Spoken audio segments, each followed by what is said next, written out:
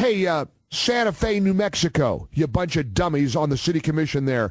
The world is changing, and people expect and I think are entitled to their lives being made easier by competition and technology. Yesterday in New Mexico, the State Public Regulation Commission voted 3-2 to deny Uber a certificate to provide specialized passenger service in the state. Last month, they issued a cease and desist order against Lyft. That's another one of the ride-sharing companies. One of the attorneys for Uber said, we're not exactly a taxi service. We don't own the vehicles. Customers don't stand in a taxi line. You don't hail us. But these commissioners and these corrupt politicians, i.e. Las Vegas, don't want to let taxi drivers and the taxi industry lose its stranglehold on the market. And so they are blocking Uber from their community. And by the way, it's just a matter of time. You know, you can fight this all you want. Uber is here to stay. Lyft is here. There's going to be other competitors with similar.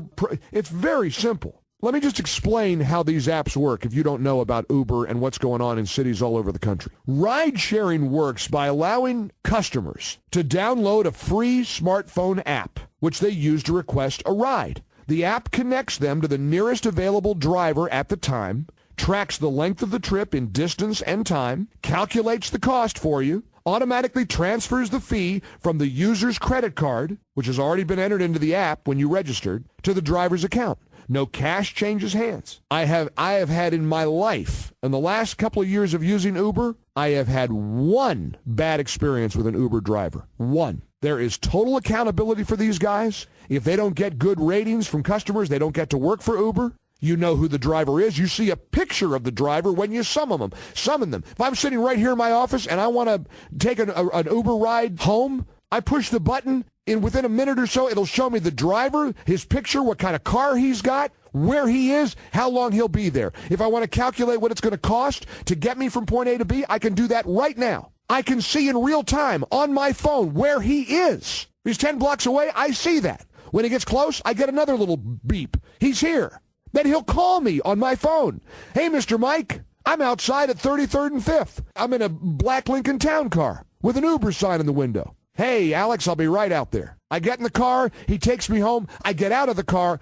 Goodbye. And I get billed on my credit card. And typically the bill is maybe just a little bit more than a cab. And that process is making the cab industry crazy because it's competition. That convenience and that spectacular display of innovation is making communities, politicians who get big donor money from the owners of the cab companies. There is money under the table going on here. There is corruption. There is garbage. We either believe as a country in free markets and free enterprise and capitalism and competition, or we don't.